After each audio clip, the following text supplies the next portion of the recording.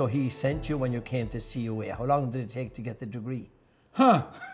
Forever. I shouldn't ask that. I lost my hair. That's not a fair question. I guess I came in 1990 and I got it in 1996. Wonderful. Yeah. Writing a dissertation is demanding, especially when you have 3 readers that everyone wants to go different ways. Pull you in different directions. Oh, yeah. In the thesis. It's kind of hectic. Yeah. I wrote on Hispanic ministry, and that was the beginning of falling in love with the multicultural spectrum of the church. Right. That was beautiful. And in that you also experienced, in the midst of the wealth of Washington, you experienced the poverty of people. That's Indeed. Just say a little about that and your interest in what grew from that. The immigrants, Yeah. I always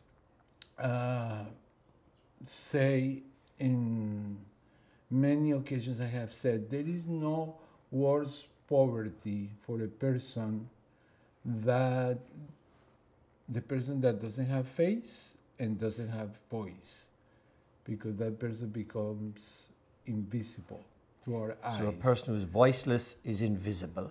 Yes. And immigrants are voiceless. And that's why the powerful message of our Holy Father, Pope Francis, is just let us move from indifference to solidarity. Yes. Let us be permeable to the suffering of others, and let us find there the suffering face of Jesus Christ. Beautiful. That's a passion. Yeah. A Christian passion. Yes. Because we do it by conviction of faith. Yeah. But it's also something which is very important for all of us who have the comfort of the developed world to appreciate that everybody doesn't have these comforts and securities, and we should be always willing to reach out with that sense of compassion and willing to help and make people visible rather than invisible. Yes. And in this experience of running the Spanish Catholic Center in Washington as the first agency or main agency that the archdiocese have for helping the immigrants, I discovered people don't expect for you to solve all their problems, but people expect from you to give some of your time and to talk to them.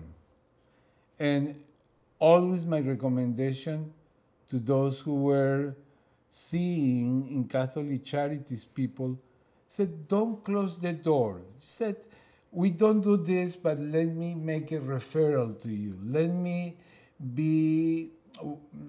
walk with you in this process. Right. That is very important. Yes, yes. We just can't afford to say, we don't do this. And that evidence and your experience then was a factor, a big factor in your making a decision to ask permission to transfer to Washington in your priestly ministry. Yes, right? Absolutely. Right. Absolutely. I remember that Cardinal Rebollo told me, yes, you go, but you come back. And I did come back.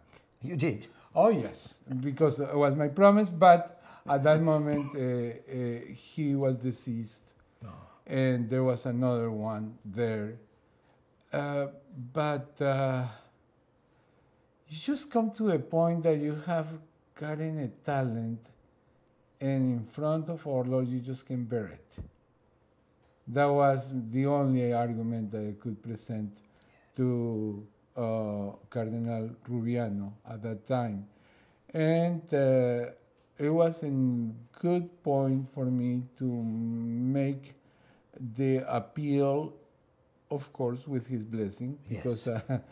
I just can't handle myself. Right. If you consider, I would like to go back and to continue to work on Hispanic ministry and multicultural affairs in Washington.